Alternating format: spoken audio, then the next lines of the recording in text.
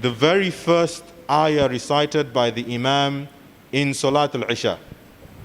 And this was the ayah that talks about the most honored of creation. And this is none other than Rasulullah sallallahu alaihi wasallam. So my talk is on our Prophet and our legacy, he being our legacy, and the fact that we must all do everything in our power to protect his nobility, protect his honor, and also pray and hope to be from his ummah on the day of resurrection.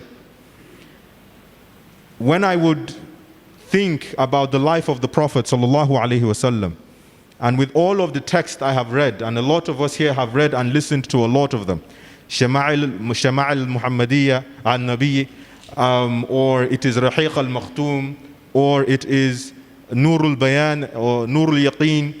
Any of these books and many more books talk about the life of the Prophet sallallahu alaihi wasallam.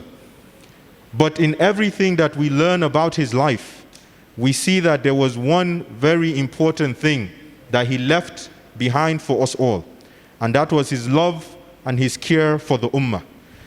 He is the greatest when it came to that, and that's why on his final, the final statement he would make when he was given the opportunity to make a dua or to remember those who are left behind him, what he would constantly make dua, or those whom he would constantly make dua for, were his ummah. My ummah, my ummah. He kept repeating this. He would make dua for us all, even if he had never met us before. That is why our love for him can never be quantified. When people try to ask or try to understand that are non-Muslim, why do we love our Prophet sallallahu alaihi wasallam so much? Even though he was a man like any of us, Allah tells us, قُلْ إِنَّمَا أَنَا بَشَرٌ مِثْلُكُمْ يُوحَى إِلَيَّ, that say, O Muhammad sallallahu alaihi wasallam, you are a man like any other, like those you are with, and you have only been inspired and given the inspiration from Allah that none has the right to be worshipped but him. But in his character, in his honor and nobility, in his compassion, in his mercy, we learn about him, and we see that truly there is none that was comparable to him. He had the power to have the entire universe at his fingertips, but he chose the Almighty above anything else. And that is why our love for the Prophet ﷺ can never be described in 5 minutes. It is not justice. I would never be doing justice if I spent 5 minutes to talk about him.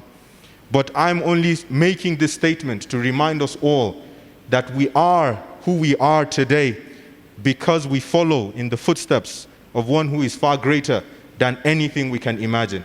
And I pray that you and I and all of us will be at his hound, his fountain, and will drink from that water, and we will be from his ummah, not just because of what he has done, but because of the sacrifices he made for all of us.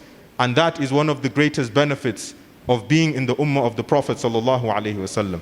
And if nothing, we remember the narration in Qasasul Anbiya of a prophet of Allah, whom when narrating about Allah, or narrating to Allah about a people he read about, and this prophet would say, "Oh Allah, I have read of so and so, make them my ummah." And he said, Allah mentions to him that that is from the ummah of Ahmed or Muhammad. And he would repeat this, and finally the prophet dropped the tablet and said, "Oh Allah, make me from the ummah, the nation of Muhammad sallallahu alayhi wasallam." And this was a prophet as well. أقول قولي هذا واستغفر الله لي ولكم والسلام عليكم ورحمة الله وبركاته.